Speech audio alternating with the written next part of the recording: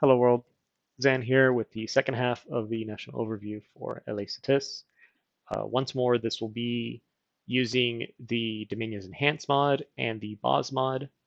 Dominion Enhance is more commonly used throughout the discords. Boz mod is this one madman's creation on Lucid server. It makes a few tweaks. Not everyone likes it. I think it's got some interesting stuff, and more importantly, it is what I'm playing with now as I go through this nation. So it's important for me to go over that. Anyways, to get right into it, I think the last thing we spoke about were the Tomb Chariots. Um, so this is that unit. Unfortunately, it's for whatever reason it comes out that it's not like LA Cities specifically, but I'm almost certain they're the only ones that can make it. Uh, more the important parts for them, I guess, is that they're pierce resistant. The rest of the, I guess, they're just undead. They get all the undead points, which again, the important ones are pierce resistant, inanimate, undead, need not eat.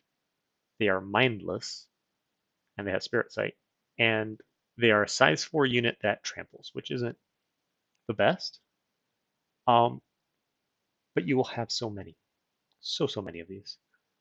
So it almost doesn't matter that they have 7 hit points. What matters is they're going to run in and they're going to trample something, and then they'll probably die, and then the person behind them will trample that person again.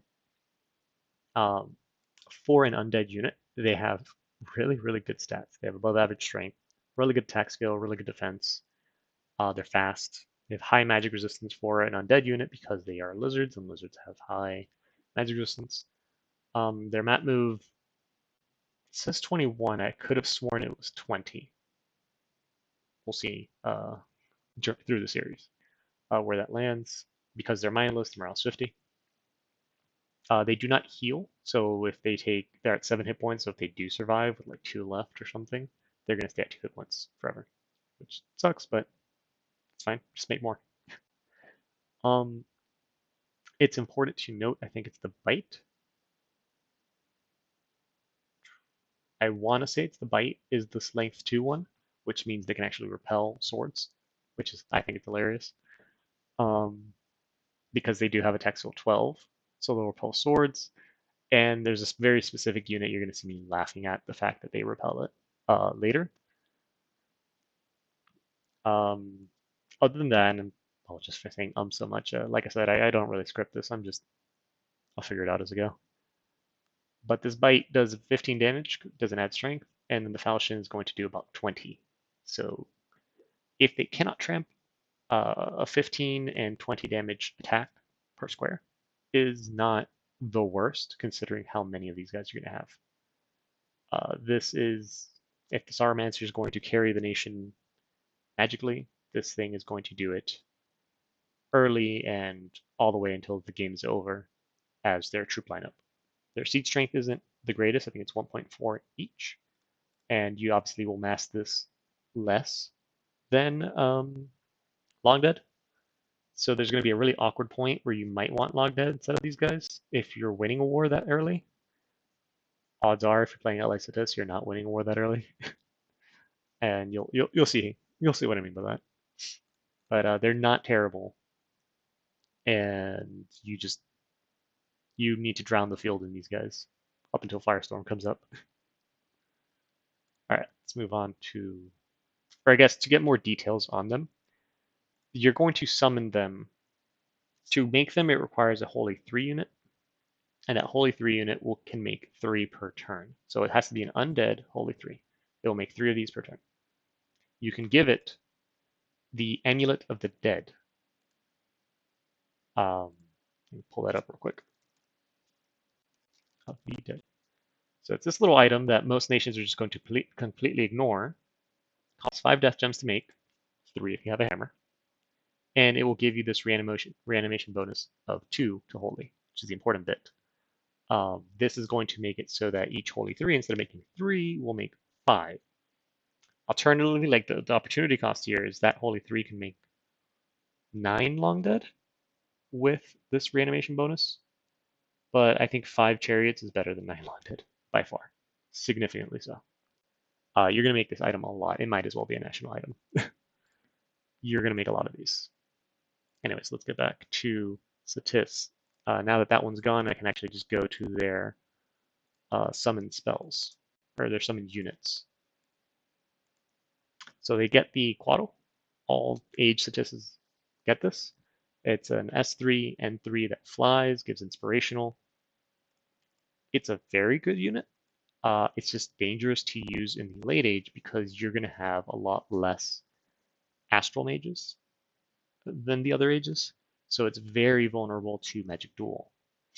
It can cast a lot of useful things because that's very high levels of nature and astral that you don't have. Um, Overall, it's a very expensive spell. It's going to be 40 nature gems. Remember, you only have an N1.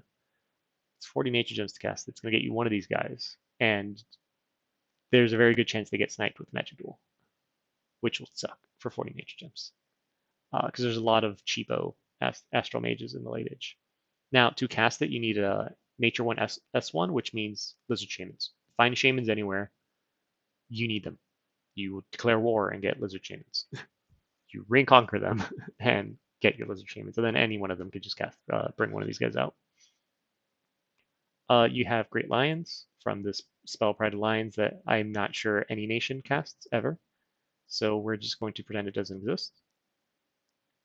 Now you're going to have Grave Consorts, Tomb Priests, and Tomb Kings. These are available right at the beginning, Enchantment 0. And it's just an H1, H2, H3 priest. What they will do is just summon things. Now the Grave Consort, H1, it's pretty much 3 long dead. Tomb Priest is 5, and Tomb King is 7.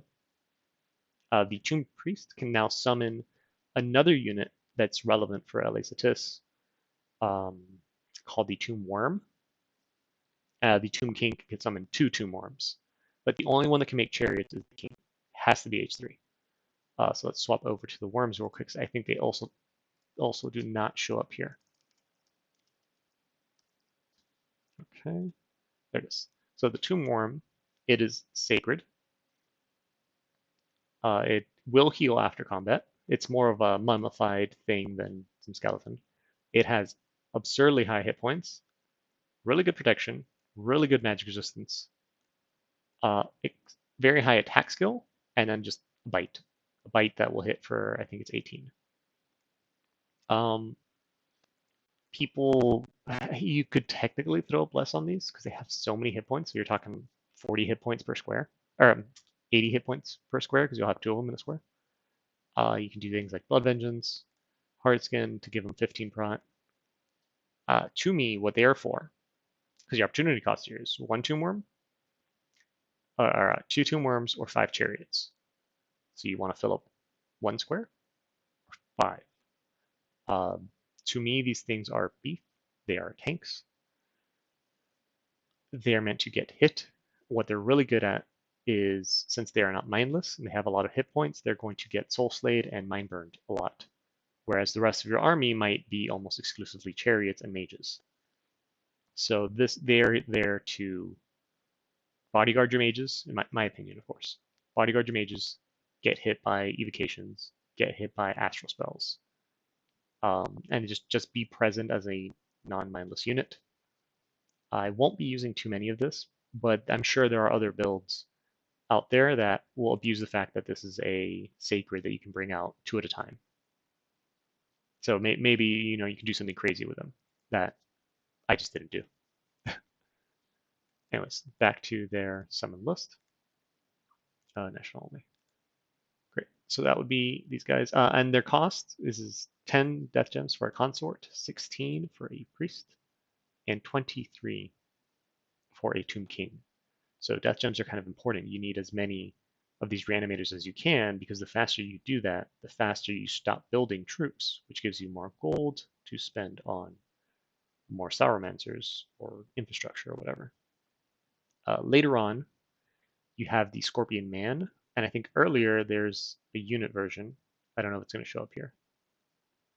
Yeah, okay. Well, you have the unit version of this at Conjuration 6 and the Commander version at 8. This is just a light super combatant. It's a size 5 with high natural protection, bunch of attacks. The pincer is naturally armor piercing. Their stats are okay. Um, yeah, this is just a light super combatant at 15, oh, 15 Earth Gems to summon one. Can do with gems, of course. It can Phoenix Power, Earth Power, Iron Skin. It might not solo armies, but it it's something you can have in your army for Earth Gems that can have a lasting effect.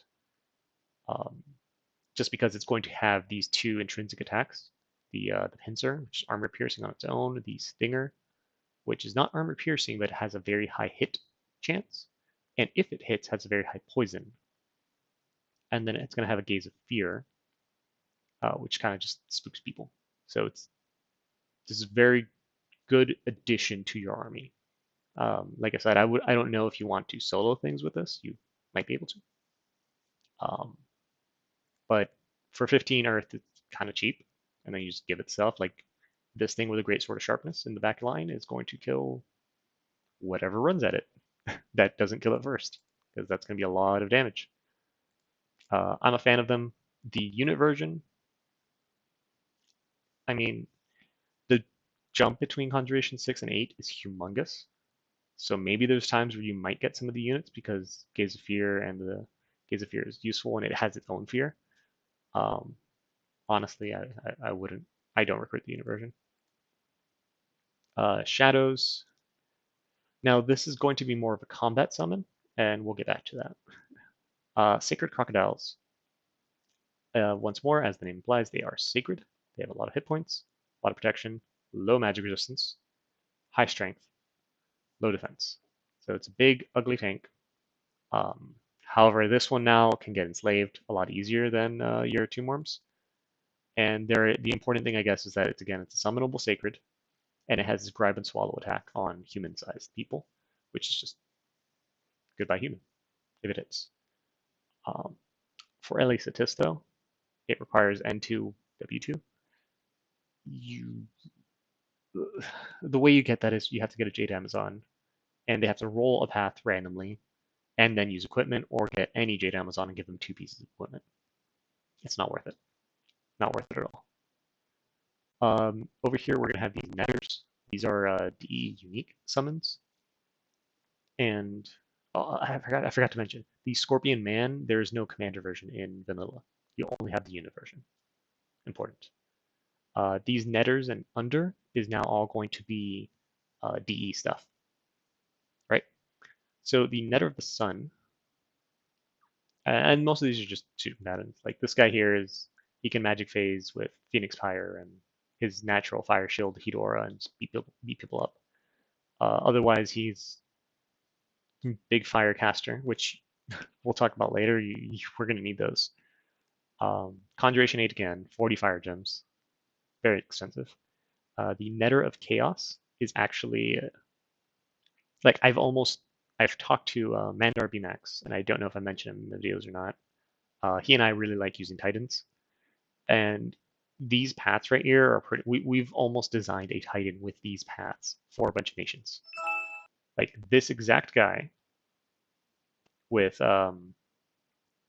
these exact paths, dual summons. It's really good because it can magic phase, it can cast invulnerability, soul vortex, phoenix pyre. So it's going to be good at the beginning of the game, and then it's going to be better at the end of the game.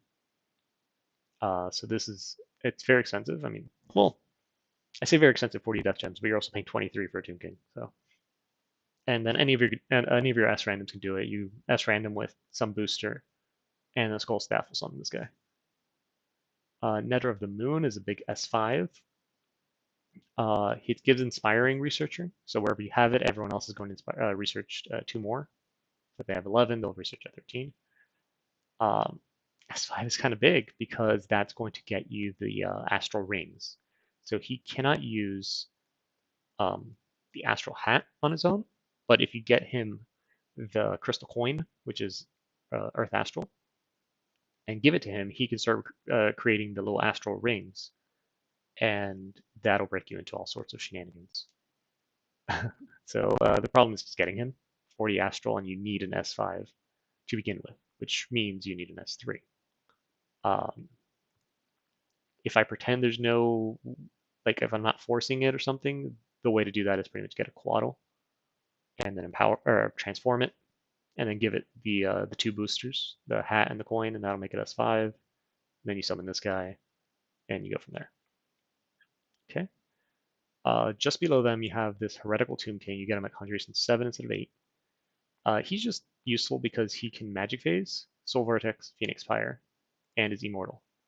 And likely that's what you might want him to be doing because he's a heretic and causes a lot of unrest. That's pretty much it.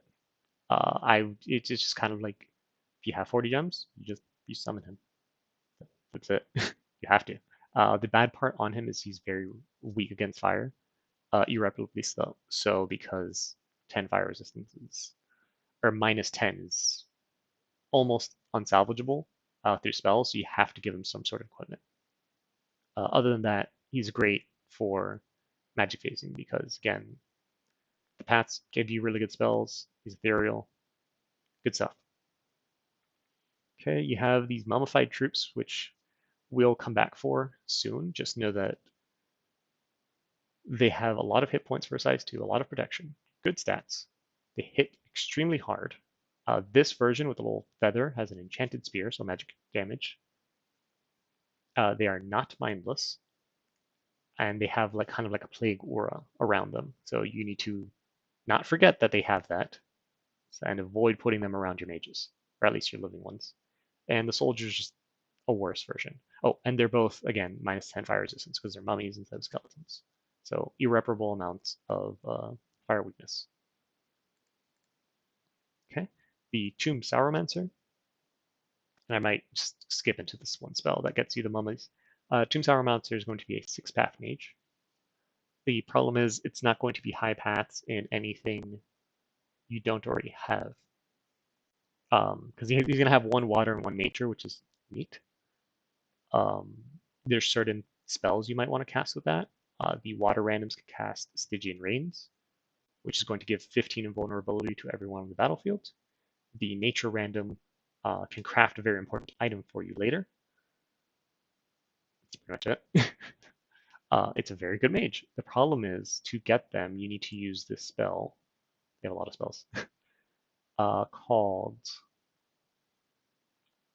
Hidden Entombs. It's going to get you in H3, in H2, in H1, and that 6-path mage, as well as just a bunch of these ceremonial guards. So it's kind of good. You have to cast it in your capital. Has to be in your capital. And if you're just want masses of reanimators, this is technically cheaper than summoning the priests on their own. And now you also get a mage that is undead, a sacred mage that is undead, and these 25 really, really good undead soldiers. Very good soldiers. So if we just want reanimators, this spell's good. Anyways, back to over here. Now we have these children of the Netters, to which they're all kind of good, but the spell that gets them is expensive. So I'm not the biggest fan. They're all sacred. They all do different things. So like these guys have Formation Fighter and Standard and Bodyguard. They have high hit points, low protection, absurdly high stats. Just great units. This guy's got 3 attacks.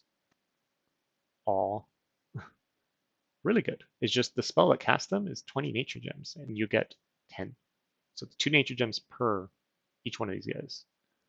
And that's a hard sell for me. They're really good. Like check this out: 20 defense, 15. My favorite's this one, the little bird guy, because he has Stellar Bolt. Stellar Bolt is a range 55. He's going to shoot 10 of these.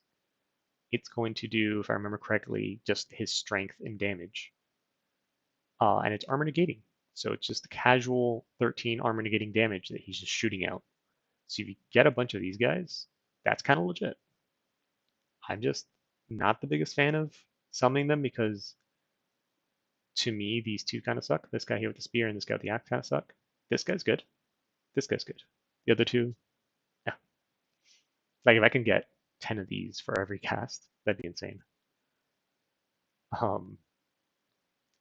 Anyways, and then down here, these are all the same summon undead spells that the other nations get, except they're cheaper and you get them sooner. And then they're like lizard based. So you get a Revenant, Spectral Sorrowmancer is the Spectral Mage. Same paths. They're always going to be the same paths. Spectral Mage. Spectral High Priest is the Mound Priest. Or Mound King? No. Mound Mage? Mound Fiend. Mound Fiend. That's the Spectral High Priest is just the Mound Fiend, so D3H2. Again, they can all reanimate, which is kind of cool. I mean, if you need Death Mages, it's pretty good. But you're probably, like, they're all worse than your recruitable ones. Mummified Prince is your Mound King. It costs 2 instead of 3, which is cool. Just like, again, these guys, it's 22 instead of 28. Sauromancer is 18 instead of 22. I don't remember. I don't summon Spectral Mages often. The Liches in DE, the Liches cost 40 Death Gems for other nations. For us, for LA Ctis, it goes back down to 25, which is, I guess, vanilla cost. Again, it's for other nations you want Liches, but for LA Ctis, it's kind of awkward because your mages are often better. These guys can't vampire. They're just going to sit there and cast Horde of Skeletons. Will be. They're just immortal, and immortal is useful if you want to empower them. So a fan favorite, or at least a personal favorite for me, is empower these guys in air so they can cast Winds of Death or Wailing Winds, which are both very powerful spells. If you empower them in air twice, now they can Magic Phase and do that, and that's broken in and of itself. You have a Boss Spirit. These are weird to me. Because they're expensive. They're 15 Death Gems. What these are for, this is kind of like an emergency unit. This is an emergency, you need nature, you need Astral Nature so you can summon a Quaddle, or you just need Astral 2 earlier for whatever reason. All the other ones, the other paths, you kind of have already, so it's why would you spend 15 on this flying ethereal harpy? It's just awkward. It's a weird mage. Maybe there's something I don't understand about it, but I wouldn't use it. Sarcophagus is a living version of that research booster, the Undead research booster that I can't remember the name of. That research booster costs 10 Death Gems, and you get a hammer to make it for 8. This is already going to cost you 8, and very importantly, if you take magic scales, it will benefit from the magic scales. So it's at 15 research on its own. So for 8 Death Gems, you'll get the 15. If you have Magic 3, you'll have 18. The Undead booster, I think, is plus 14. So this is just overall better. It's overall a better research target.